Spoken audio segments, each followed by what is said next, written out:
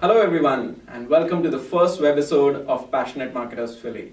Passionate Marketers is a community of entrepreneurs and marketing professionals set up with the sole purpose of knowledge sharing on marketing. I'm Gaurav Mendiratta, an engineer turned entrepreneur and marketer. I run SocioSquares, a digital marketing and technology firm based out of Philly and Mumbai. For the last 10 years, I've been living, using, and building products in the digital marketing space. Today I'm lucky to have two digital marketing experts with me. I have Shana Steigerwalt. Shana runs Modern Driven Media, a HubSpot marketing partner, and one of the fastest growing inbound marketing agencies in the greater Philadelphia area. Welcome, Shana. Thank you for having me. We also have Ari Banerjee, a 20-year veteran in the advertising and marketing domain, and currently Ari runs Consumer 51, a leading digital marketing agency with presence in Pennsylvania, Indiana, and New Mexico. Welcome, Ari. Thanks for having me. So before we come to 2019, let's talk about 2018 and some trends which we thought might take off, but actually didn't. So Shana, do you want to share any of your bloopers? Sure. So I think that Facebook is always leading edge of everything, and we thought that they were going to be taking over a lot of the different aspects of other social channels, but the one thing it did not do well in 2018 was introducing Facebook stories as well as they could have. I think that's going to be left to Snapchat and Instagram from now on. So speaking of social media, whatever happened to Google Plus? Yeah. so I think that was one of the things. I think everyone's been waiting for Google to take off in the social media space. I don't think it's gone forever. I think Google's they've got really smart people, so I'm sure they'll make a comeback sometime soon. True, it was a relief for most of us.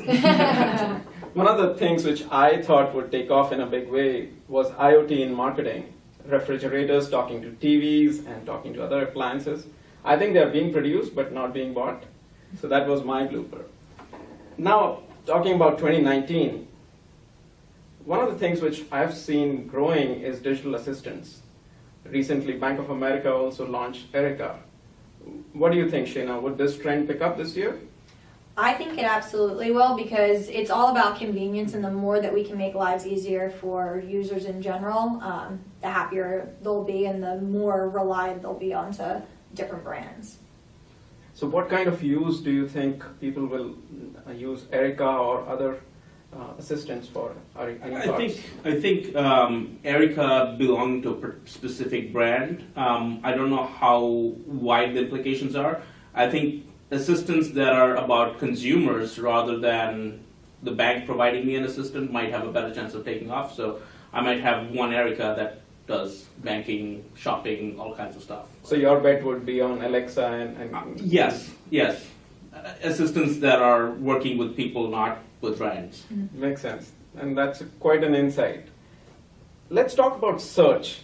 I know there are various aspects within search which are changing. Shana, any thoughts on that? So voice search for sure is something that has been relevant now for a long time. You see the Alexas out and different things along those lines, but I think that voice search is going to continue to be something that's progressive in 2019 that a lot of brands are going to tap into.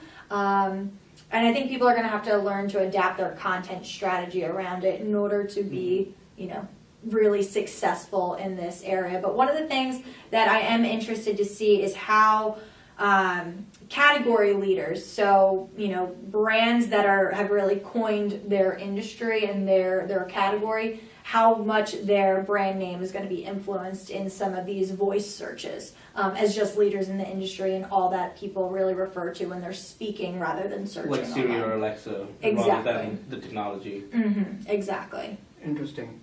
Ari, what do you think about shopping and search in shopping? That's a huge trend because we want to search for stuff we buy online, and more people are actually going to Amazon rather than Google because I want to see what Shana thought about the cool USB drive. USB drives are not cool any longer, but whatever. Hey, the new voice search assistant that I'm about to buy, and I want to read those reviews and what my peers are thinking or other people. So I think search related to shopping channels, and that's definitely taking off. Yeah, I agree. And I was recently reading a stat on that from Kensho, which is one of the leading advertising platforms. And as per Kenshu, almost 72% of the consumers, they search on Amazon for a product before they make a purchase. So Amazon is clearly winning the race over Google over there. I saw there were some couple years ago, people were talking about this huge giant TV. It wasn't even on the market, and it had like 150 reviews on Amazon. So it's just The review economy is quite interesting, and I think it should be one of our topics for the series as well. But moving on, let's talk about blockchain and artificial intelligence. Do you guys feel that this would get adopted more by marketing professionals? Ari? Absolutely. I think AI is huge, and in some ways, I think even though people refer to AI as and think of some huge thing, I think it's just being intuitive and thinking about what is the logical next step the user might make, and being able to prompt some things. So we are actually a platinum partner with Expression Engine content management system. It just went open source last year, and we're one of only a handful of platinum partners. They're introducing, they're working on AI for the CMS world, and we're looking forward to it. It's going to be a huge game changer. Let's talk about the most popular buzzword, artificial intelligence. AI in marketing. Ari, everybody talks about it.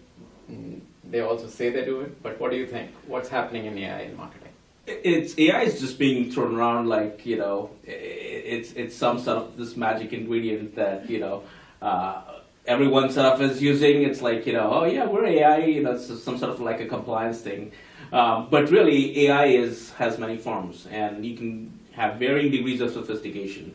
I think the key thing to watch about AI is not what the AI is going to discover looking at a huge pool of data and, say like, well, this person's going to do that.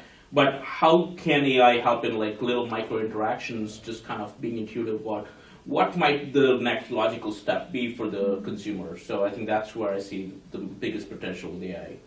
That's quite interesting, and it brings me to my next question. Both of you run HubSpot partner companies. How's marketing automation adopting AI and technology? How's marketing automation changing in 2019? Shana? I think that automation platforms are really trying to bring in every form of communication with, potential audiences and how the relationship builds over time. So when it comes to marketing, when you're able to have an influence over the entire lifespan and, like you said, be intuitive as to what comes next and really personalize the conversations, you have more power because you see all of these different marketing sectors, whether it's advertising or email marketing or creating content, how they all influence one another to really have the best next way to communicate with them. So, something like HubSpot that now brings together marketing, sales, and service to really own the entire customer journey. The more integrated everything is, the stronger information you're going to have on, how to best next interact with them. Makes sense. Ari, what platforms do you think will influence in a bigger way in 2019? I know you mentioned about a content management system. Your thoughts on that? Yeah, I think you mentioned HubSpot. HubSpot is huge. Now, they also have their own content management system, which they kind of, put out as a standalone last year. Content management systems are really a big deal because every person needs a website. They need to put up a website they can manage easily. We've also partnered with Expression Engine, which is just went open source last year, product by LS Labs. We've been using for several years. Very secure content management system. Actually, candidate Obama and candidate Trump both used Expression Engine for their campaign website. So we're looking forward to what changes they bring to their newly open source content management system in terms of AI. HubSpot, as you mentioned, the way we think about HubSpot is it's not just managing marketing, it's a platform where you just run your entire business. And so the tools I think are really pushing the business world forward. Of course, you need talent to run the tools, so that's definitely catching up, I think. Cool, makes sense. And I think like the big data developers are becoming a hot topic. Maybe people who can manage or run these tools might also be looking for jobs, and that might become a hot sector as well. Now, talking about consumers and the impact of this automation or impact of this artificial intelligence. Ari, you are an expert in consumer behavior and building brands. How do you think consumer behavior has already changed or might change in 2019? I think consumer behavior, if you look at it, do you remember back in the day when Steve Jobs would hold up some cool shiny gadget and he'd say like one new thing and people would just explode with like euphoria and they'd be like so crazy. I feel like over the last couple of years people have just become numb, so whether it's feeling euphoria, whether it's like now we're in the middle of 32 days into a government shutdown, the government is shut down, and people are kind of numb, right? So they're not really responding to the pain and pleasure like the way they used to, like 20, 30 years ago. Things no longer shock them or, make them happy. So we're kind of living in this state of real, narrow, emotional response from people. So I think, just moving forward, I think most brands and, companies or just people, I think we're going to see a comeback of feelings and emotion at some point, Hopefully. Hopefully, right? If you think about like the biggest viral moments, they were just unscripted, organic. Like Charlie bit my finger. You have these little, kids who are playing around, the toddler bites his elder brother's finger. Or Susan Boyle, comes in, real piece of magic. So I think that type of magic, I think it's rare. It's like trying to catch lightning in a bottle now, and so I think that's going to be something to look out for, is like what companies can make those connections in 2019 and moving forward. Makes sense. We'll all look forward to that and not staying numb.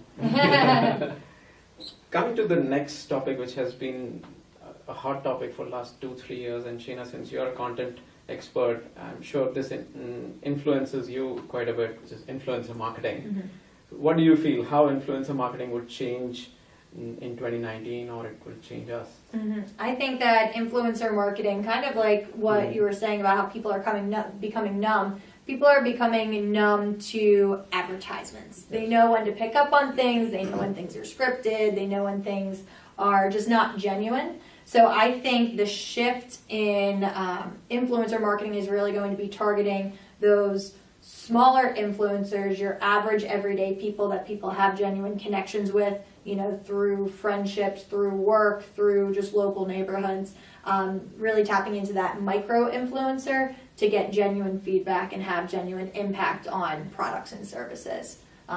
It's not just all about the celebrities anymore. I think everybody has the power to be influential in their own community. That's an interesting insight. So micro-influencer marketing, if we were to coin a new term, and I don't know if it's already a popular term out there, but that would be an interesting trend to look out for. The next thing which I've been reading about recently is lead generation has been getting hard, right? And Facebook tried to make it easy a couple of years back by introducing Facebook lead gen forms, and then we know how the lead quality drops. Recently, LinkedIn also launched it. The results have been mixed over there, but at least LinkedIn, people are starting seeing some results. Now, Google also announced that they'll be launching lead gen forms. What do you feel about that? Any thoughts, Shana? I think that, like you said with Facebook, we saw the quality drop, but the convenience is there. You're keeping everybody on one platform. They're not having to go around to get the information that they need. So I do think there's value there, but I'm definitely interested to see how the quality will turn out. Well, hopefully we'll keep our fingers crossed and the quality will be good. So why not let's sum it up with sharing with one favorite. I think the biggest trend would be to look out for would be like storytelling. Going back to the consumer behavior and the abundance of tools, it really, it's marketing used to be something that you needed millions and millions of dollars, and a Super Bowl commercial to connect with people. Now, micro-influencers, people just telling stories. It's become accessible to a lot of people. So we have, while there is this huge, it's a crowded market, but we will see a lot of storytellers emerge from that space who are able to just tell stories that connect with people. So that's something that I'm looking forward to seeing in 2019. Thank you. Shana, you want to go next? I'm actually going to piggyback off of what Ari said, because I think that the idea of the micro moments, so actually producing content in the moment and really, I guess, looking at it as documentation rather than a production.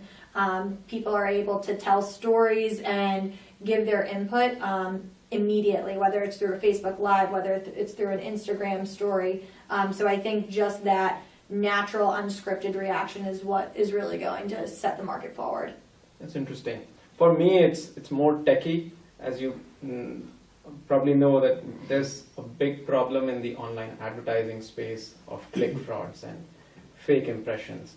And I'm really hoping that blockchain on which Bitcoin was based, and we also how Bitcoin went up and down, but the technology Bitcoin is based on can really add value in verifying that the clicks the advertisers are getting and the people who are seeing their ads are genuine.